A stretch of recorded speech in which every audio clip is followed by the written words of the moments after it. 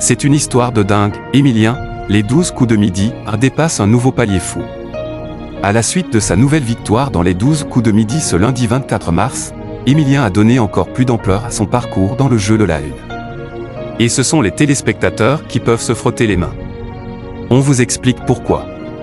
En 18 mois, de grossesse, Emilien a éliminé 1629 concurrents dans les 12 coups de midi. Après 543 participations à la date du 24 mars 2025, le jeune homme est déjà, et de loin, le plus grand champion du jeu quotidien de la une. Il va peut-être rentrer dans l'histoire mondiale des jeux télévisés, lançait d'ailleurs Jean-Luc Reichmann en introduction de la partie du jour. Si cette formule banale semble erronée, tant ça fait longtemps que le natif de Vendée est inscrit tout en haut mondialement dans sa catégorie. Le petit ami de Jessica vient de passer un nouveau palier dans l'émission de TF1.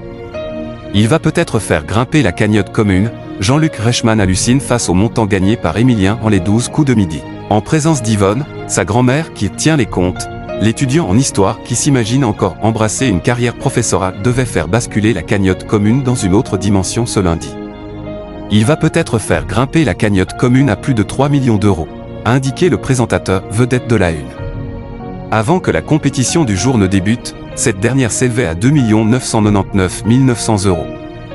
Le jour de la sortie d'Emilien, un téléspectateur tiré au sort touchera la moitié de cette cagnotte. C'est une histoire de dingue. Pour l'instant, on ne sait pas quand il va partir, a toutefois précisé Jean-Luc Reichmann.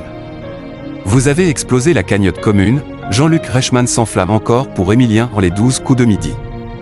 Malgré sa petite performance du jour dans l'exercice du coup de maître où, à cause de 2 erreurs, il n'a pu remporter que 300 euros. La cagnotte commune a quand même dépassé les 3 millions d'euros. Vous avez explosé la cagnotte commune, c'est alors enthousiasmé l'interprète de Léo Mattei, le personnage principal de la fiction du même nom, prochainement de retour sur TF1. Ce montant de 3 200 euros, la valeur de la cagnotte commune, signifie surtout que le garçon de 22 ans compte 1 500 100 euros de gains, si l'on ne compte pas les étoiles mystérieuses portant son portefeuille des 12 coups de midi à 2 184 337 euros. Jean-Luc Reichmann a donc raison sur ce point, c'est une histoire de dingue.